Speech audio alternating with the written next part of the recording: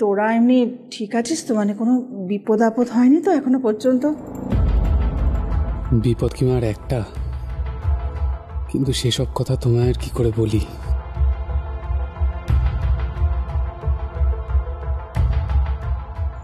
বিপদ? আচ্ছা, বিপদ হলে কি করব বলো তো মা?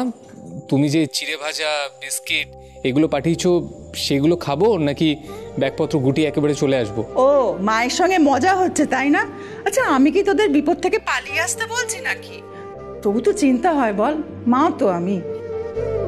সাবধানে থাকিস বাবা। মা, যার তোমার মতো একটা সাহসী মা আছে তাকে কি বিপদ কিছু করতে পারে? রাখি। ও আচ্ছা, শোনো শোনো। হ্যাঁ বল, কি বলছিস? বলছি, আমরা যখন এখানে আসছিলাম তখন রাস্তার আশেপাশে দেখলাম বেশ সুন্দর মাটির হাতের কাজ আছে। তো বাচ্চু বিচ্ছুরা বলছিল যে ওরা ওই গলার হার, কানের দুল এগুলো কিনবে। তা আমি তোমার জন্য কিছু কিনে নিয়ে আসবো মা, তুমি আবার পড়বে কিনা তাই একবার জিজ্ঞেস করলাম। পড়বে মা? হ্যাঁ, পড়তে পারি, কিন্তু একটা শর্ত রয়েছে। কিন্তু শর্ত? হ্যাঁ, তুই আগে বল যে তুই বাচ্চুকে হার কিংবা দুল কিছু একটা কিনে দিবি, তাহলে আমি পড়বো। আচ্ছা, দেবো। ঠিক আছে মা, তাহলে রাখছি। আচ্ছা, রাখ। সাবধানে থেকো কিন্তু।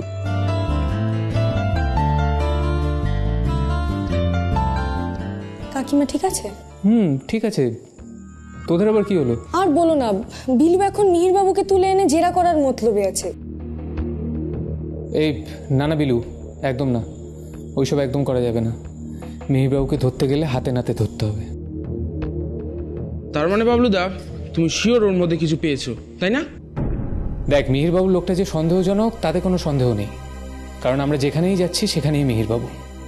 কেন যাচ্ছেন, কি চাইছেন কিছুই বোঝা যাচ্ছে না। কোনো কিছু তো লুকোচ্ছেন, কিন্তু কি? ওনার স্ত্রী মানে বীণাদীপ, উনি অজ্ঞান হয়ে যাচ্ছেন, অথচ আবার পিয়ালি কাকিমাকে মিথ্যে বলে নিয়ে বেরোচ্ছেন। ওনারা কি চান? রাইট বাচ্চু, আমারও ওনাদের একেবারে স্বাভাবিক লাগছে না, কিন্তু কি চাইছেন, ওনাদের উদ্দেশ্যটা কি সেটা বুঝতে পারছি না। আরে দুঘা পড়লে সব বলে দেবে। সাথে ওই কি জানো, ওই লোকটা কেষ্ট। আমি একটা জিনিস বুঝতে পারছি না, সিনে হট করে এই অদ্ভুত রকমের লোকটা কোত্থেকে এলো? ভোমল, কেষ্টবাবু অদ্ভুত হতে পারে, কিন্তু যা যা কথা বলছেন সবই কি অদ্ভুত? এতবার অভিশাপ এবং গুপ্তধনের কথা কেন বলছেন?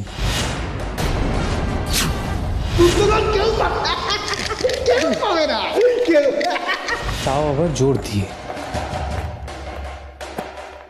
শুনতে পাচ্ছ বাবলুদা? কারো পায়ের শব্দ পাওয়া যাচ্ছে করিডোরে। এ তো ঘুমুর নয়, এটা তো কেবল পায়ের আওয়াজ।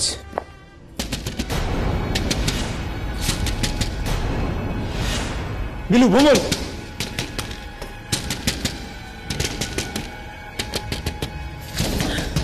রেডি?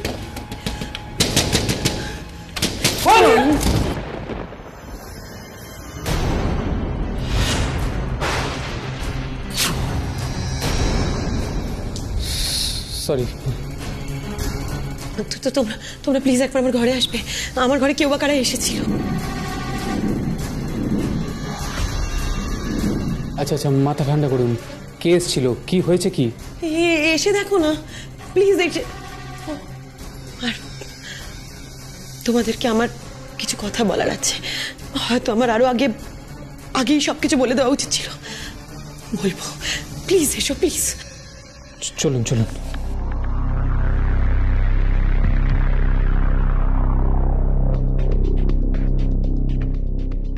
হ্যাঁ গো, এখন কি হবে জানি না।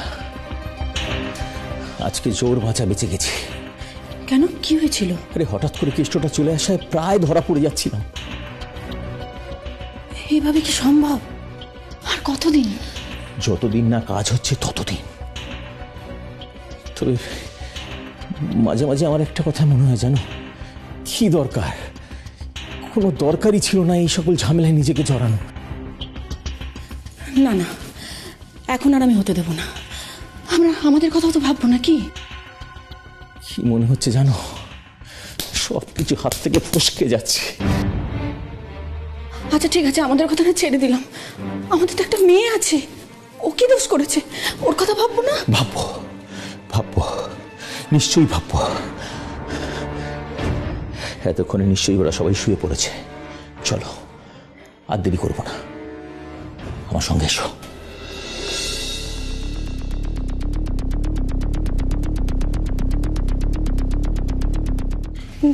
বাবারে, দেখে দেখে, হ্যাঁ দেখো দেখো দেখো কি কাণ্ড, দেখো দেখো।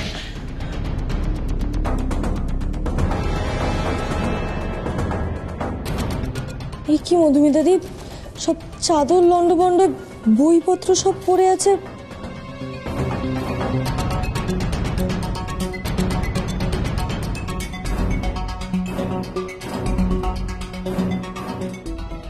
আপনার ঘরে এরকম ভাবে আগে কেউ কখনো ঢুকেছিল? না। আপনার কাউকে সন্দেহ হয়? কাকে সন্দেহ করব, কেন সন্দেহ করব? মানে সবাই আমার ভীষণ চেনা, কেন কারা এরকম ভাবে করেছে আমি বুঝতে পারছি না। আলমারি থেকে আবার জামা কাপড়গুলো নামিয়েছে কেন? নিশ্চয়ই কিছু খুঁজতে গিয়ে ঘেঁটেছে। আমি এগুলো সরাতে হেল্প করব? সাবধানে, কাজ আছে। হ্যাঁ রে বিচ্ছু, তো তো দারুণ কান, আমরা তো কিছু শুনতেই পেলাম না। তুই কি কিছু শুনতে পেয়েছিস? আমিও কিন্তু কোনো শব্দ পাইনি, আর সেটাই আমার সব থেকে আশ্চর্য লাগছে। আমার মনে হয় যে আমরা যখন সবাই নিচে ছিলাম তখনই বোধহয় কেউ বা কারা এসে এরকম ভাবে লন্ডভন্ড করে গেছে। দেখো,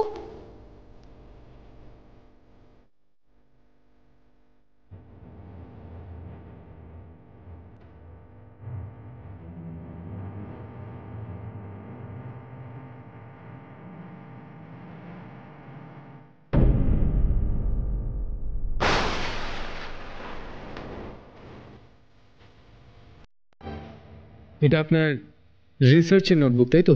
শুধুমাত্র আমার রিসার্চের নোটবুক নয়, দেখো দেখো, আমার এত বছরের পরিশ্রম এটাকে পড়তে তো ছাড়লো না। হতে পারে মধুমিতাদি এটাই ওদের আসল উদ্দেশ্য ছিল। হ্যাঁ মধুমিতাদি, এই পাতাগুলো কি লেখা ছিল? এগুলো ছিঁড়ে নিয়েছে কেন?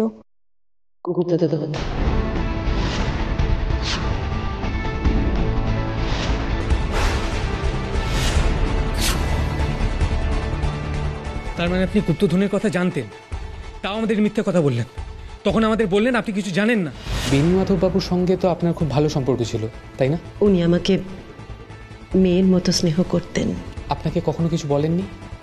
মানে এমন কোনো কথা যেটা শুধু আপনাকেই বলেছেন, এমন কোনো দিনও কিছু হয়নি? উনি অনেক কথাই বলেছেন বাবলু, আলাদা করে তেমন কোনো গোপন কথা আমাকে বলেননি। আমি তোমাদেরকে বলতে চাইনি, তার কারণ আমি নিজে বিশ্বাস করিনি গুপ্তধনের ব্যাপারটা। কেন মধুমিতাদি, আমাদের তো জানাটা খুব দরকার। আচ্ছা, কেউ কি আপনাকে ভয় দেখিয়েছিল? মধুমিতাদি, একটা কথা আপনি জানেন কিনা জানি না, কিন্তু পুলিশ বা কোর্টের বিচার চলাকালীন যদি মিসগাইড করা হয় সেটা কিন্তু একটা শাস্তিযোগ্য অপরাধ। হ্যাঁ, আমরা হয়তো আপনাকে শাস্তি দিতে পারবো না, কিন্তু মধুমিতাদি একটা কথা মনে রাখবেন, আমরা কিন্তু আপনাকে অপরাধী হিসেবে সাব্যস্ত করতেই পারি। আমি গুপ্তধনের কথাটা বলিনি, তার কারণ আমি নিজেই কথাটা বিশ্বাস করিনি। এখন আপনার বিশ্বাস হয়েছে? যদি বিশ্বাস হয়ে থাকে তাহলে প্লিজ আমাদের একটু খুলে বলুন, কারণ আপনি হয়তো বুঝতে পারছেন এখন এই ব্যাপারটা আমাদের জন্য কতটা রেলেভেন্ট। কেষ্ট বারবার গুপ্তধন গুপ্তধন করে চিৎকার করছিল, তখন প্রথম ব্যাপারটা আমার স্ট্রাইক করে, তাহলে কোথাও না কোথাও গুপ্তধন আছে। আছে মধুমিতাদি, আছে। আপনি একটু খুলে বলুন না। বেণীমাধব বাবু আপনাকে কিছু বলেনি? বেণীমাধব বাবু আমাকে দু একবার বলেছিলেন, একেবারেই যে বলেননি তেমন নয়, কিন্তু বেণীমাধব বাবু বলেছিলেন যে এই বাড়িতে গুপ্তধন আছে, সেই গুপ্তধনের কাছে পৌঁছানোর একটা ম্যাপ আছে। আমি যদি জিজ্ঞেস করতাম উনি বলতেন গুপ্তধন, তার একটা ম্যাপ ছিল, ম্যাপ নেই, কোথায় যেন চলে গেল সব। এই ধরনের অসংলগ্ন অগোছালো কথাবার্তা বলতেন। এর থেকে আমি কি বুঝবো বলো? তবু আমি নিজে থেকে এই চ্যাপ্টারের ওপর একটা নোট লিখছিলাম। আমি সেখানে গুপ্তধনের কথাটা মেনশন করেছিলাম। আমি এও লিখেছিলাম যে এই বাড়িতে গুপ্তধন আছে এবং সেখানে পৌঁছানোর একটা ম্যাপ আছে, কিন্তু আমি নিজেই তো এর থেকে বেশি কিছু জানি না। তাহলে আমি কি করব বলো? তাহলে নোট রাখতেন কেন? কার জন্য? আমি নোট রাখতাম কারণ আমি ভেবেছিলাম যে আমার বইটা যখন ছেপে বেরোবে তখন দেশের প্রত্নতাত্ত্বিকদের মধ্যে কেউ না কেউ তো ইন্টারেস্টেড হবেন এবং সেখান থেকে আমাদের দেশের এই লুকিয়ে থাকা সম্পদ বেরিয়ে আসবে। দেখো, আমি তোমাদের বলিনি তার কারণ বেণীমাধববাবু আমাকে বারবার করে বারণ করে গেছেন। উনি আমাকে বারবার করে বলেছেন যে গুপ্তধন নিয়ে কোনো কথাবার্তা না বলতে, তার কারণ উনি বলতেন যে মানুষের লোভের কোনো শেষ নেই, লোভী মানুষের সর্বনাশের মূল, লোভী মানুষের কোনো সীমা হয় না। তুমি যার কথা বলছো মানে বেণীমাধববাবু, ওনার কথার সাথে এই কেষ্টবাবুর কথার মিল আছে। রাইট বাচ্চু, রাইট, একদম ঠিক বলেছিস। মধুমিতাদি, সব কথা কাল্পনিক নয়, নাহলে দুটো মানুষ একই কথা বলতো না। আচ্ছা, বেণীমাধববাবু আপনাকে আর কিছু বলেননি? বেণীমাধববাবুকে আমি এর বেশি কিছু জিজ্ঞেস করিনি, উনি এই সমস্ত নিয়ে কথা বলতে চাইতেন না। তাছাড়া আমার বিষয়টা হচ্ছে ইতিহাস, এই সমস্ত গুপ্তধনের ব্যাপারে আমার তো কোনো ইন্টারেস্ট থাকার কথা নয়, তাই না? উনি নিজে এই সমস্ত ব্যাপারে কথা বলতে কমফোর্টেবল ফিল করতেন না, আর আমারও নিজে থেকে ওনাকে জিজ্ঞেস করাটা খুব একটা ভালো মনে হতো না। এখন আমার মনে হচ্ছে কিন্তু যে হয়তো বেণীমাধববাবু যখন আমাকে এতটা স্নেহ করতেন, ওনাকে যদি আরেকটু জোর দিয়ে আমি জিজ্ঞেস করতাম হয়তো ভালো হতো। কেষ্টু অনেক কিছু জানে, আমি বরং একবার কেষ্টুর সাথেই কথা বলে দেখবো। কিন্তু আমার উপর বারবার আক্রমণ হচ্ছে কেন? বেণীমাধববাবুর তো নিজের ভাইপো রয়েছেন, তিনি তো সবকিছুর মালিক। দেখুন, আপনি বেণীমাধববাবুকে এতদিন ধরে চেনেন, এই বাড়ি সম্পর্কে একটা ইতিহাস লিখছেন, যারা মনে করছে যে গুপ্তধন আছে তারা হয়তো আপনার থেকে কিছু তথ্য আদায় করার চেষ্টা করছে, এটা হতে পারে, তাই না? কিন্তু এখনো একটা খটকা থেকে গেল, হঠাৎ করে আঁচড় কেন মারতে গেল?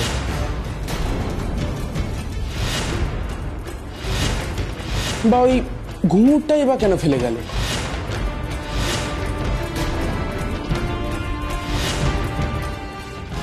এতদিন পর একটা কথার মতো কথা বলি ভম্বল, ঠিকই বলেছে। কেউ বা কারা যদি গুপ্তধনের খোঁজ করে তাহলে তারা সঞ্জয় কাকু, পিয়ালি কাকিমা এদের ভয় দেখাতে পারে যাতে বাড়িটা তাড়াতাড়ি খালি হয়ে যায়। কিন্তু মধুমিতাদিকে কেন ভয় দেখাবে? মধুমিতাদি চলে গেলে তো তাদের কোনো লাভ নেই, তাই না? আমি তো অনেক ভেবেও কিছু বুঝতে পারছি না। আমি কিন্তু কিছু বুঝতে পারছি, অন্তত এইটুকু বুঝতে পারছি যে গুপ্তধনের কাহিনী অতটা গুপ্ত নয়। এক, মিহিরবাবু যে জানেন না সেটা বিশ্বাসযোগ্য নয়, আর দুই, সুকুমারবাবু জানুন বা না জানুন, জয়রাম সেট কি জানেন না? জয়রাম সেট যদি নাই জেনে থাকেন তাহলে এত টাকা কেন ইনভেস্ট করছেন এই প্রপার্টিতে? 10 কোটি টাকা। একজন ব্যবসায়ী মানুষ তো 10 কোটি টাকা জলে দেবে না, নিশ্চয়ই অনেক বেশি টাকা এক্সপেক্ট করছেন। সকলের চোখ মুখ একবারে জল জল করছে। বাবলুদা,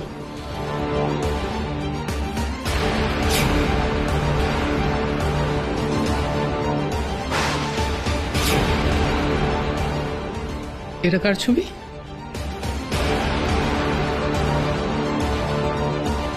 দেখে চিনতে পারছো না? দেখি। তোমার সঙ্গেই তো মিল। ওটা আমারই ছোটবেলার ছবি। খুব ভয় পেয়ে গেছিলাম, তোমরা এলে, আমার ঘরটা গোছাতে হেল্প করলে, সব থেকে বড় কথা আমাকে সাহস দিলে। এটা না অনেক অনেকটা পাওয়া আমার কাছে। আসি? এসো। আচ্ছা, চলো চলো। আসছি। ও মধুমিতাদি, বলছি আপনি কিন্তু একদম চিন্তা করবেন না, আপনি দরজাটা বন্ধ করে শুয়ে পড়ুন। হ্যাঁ, আমরা তো আছি। হ্যাঁ, গুড নাইট। Good night. চিন্তা করবেন না।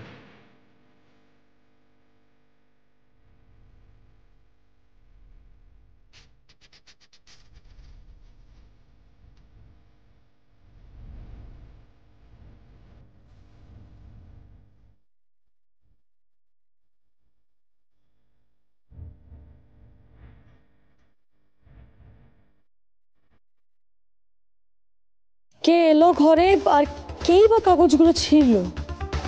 এটা আমাদের সলভ করা দরকার। সলভ তো অনেক কিছুই করা কি হলো?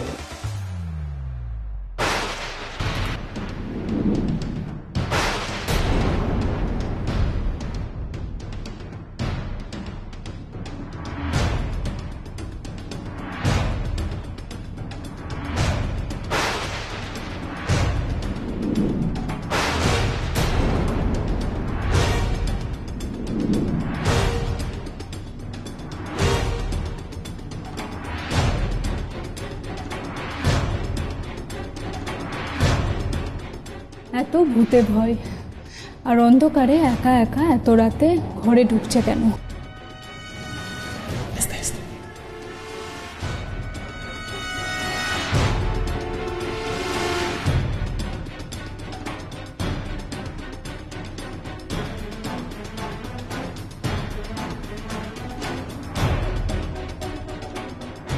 একটা ধূপের গন্ধ, সেই ধূপ যেটা মিহিরবাবু জ্বেলেছিলেন।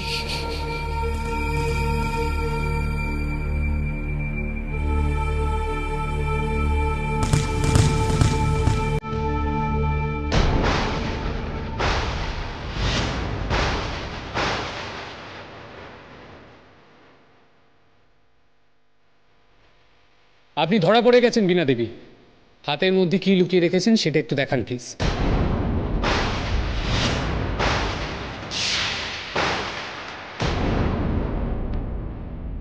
বীণাদীপ, হাতে কি লুকোচ্ছেন প্লিজ দেখান। বীণাদীপ, হাতে কি লুকোচ্ছেন? কাঁদবেন না প্লিজ, আর অজ্ঞান হবেন না। দেখুন, আমাদের একটু সাহায্য করুন বীণা দেবী প্লিজ। বীণাদীপ, হাতটা প্লিজ খুলুন। বীণা দেবী দেখুন, আমরা আপনার ক্ষতি চাই না। আমাদের সত্যি করে বলুন আপনি এই ঘরে কেন এসেছিলেন। হ্যাঁ বীণাদীপ, প্লিজ কোঅপারেট করুন। দেখান হাতে কি আছে।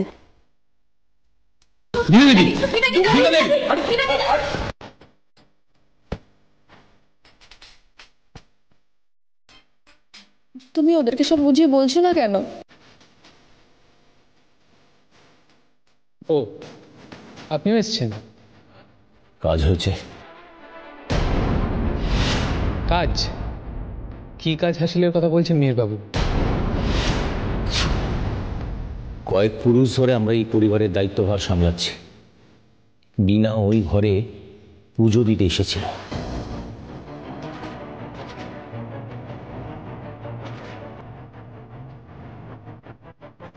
মা কালীর পুজো রাতের বেলাতেই হয়। সব শোনার পরে যদি আপনাদের মনে হয় আমরা দোষ করেছি, আমাদের শাস্তি নিন। আমার আর কিছু বলার নেই। বীণা দেবী হাতের মুঠে কি লুকিয়ে রেখেছে? আমরা দেখতে চাইলে দেখাচ্ছেন না কেন? দেখাতে বলুন।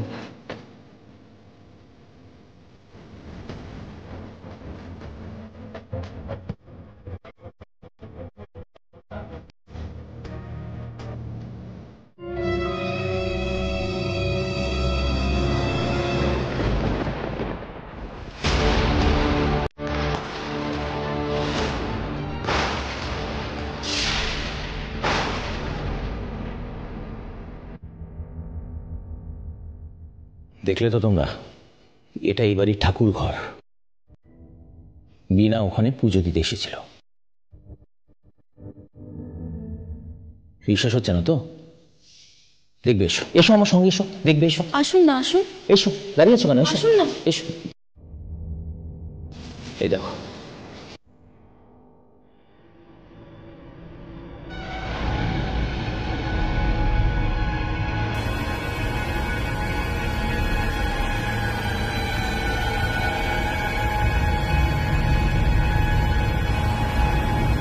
দেখতেই তো পাচ্ছেন এটা ঠাকুর ঘর, কালী ঠাকুরের বিগ্রহ। এই তো আপনি ভূতের ভয় ভিড়মি খাচ্ছিলেন, আর রাতের অন্ধকারে চুপি চুপি তালা খুলে ঠাকুর ঘরে ঢুকে পুজো করছেন। সারা দিন পড়ে থাকতে রাতের অন্ধকার কেন? যা দেখার সব তো নিজের চোখে দেখেছো, যা বোঝার বুঝে নাও।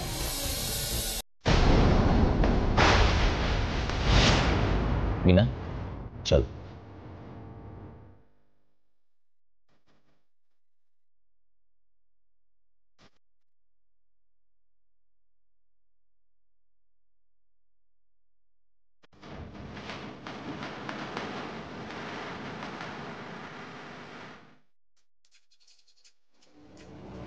আমাদের স্টোর রুমে যেতে হবে। কেন? মিহিরবাবুর পকেটটা খেয়াল করিসনি তো? Come on come on, quick quick quick quick.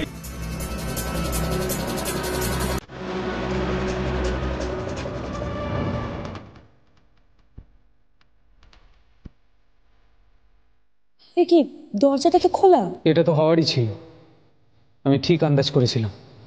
মানে মানে বুঝতে পারলি না? আমরা যখন বীণা দেবীকে চার্জ করছিলাম তখন মিহিরবাবু সেটা শুনতে পায়, আর তাড়াহুড়োতে এই দরজাটা খুলে বেরিয়ে যান। তোরা লক্ষ্য করেছিস কিনা জানি না, কিন্তু মিহিরবাবুর পকেটে আমি তালাটা ঝুলতে দেখেছি।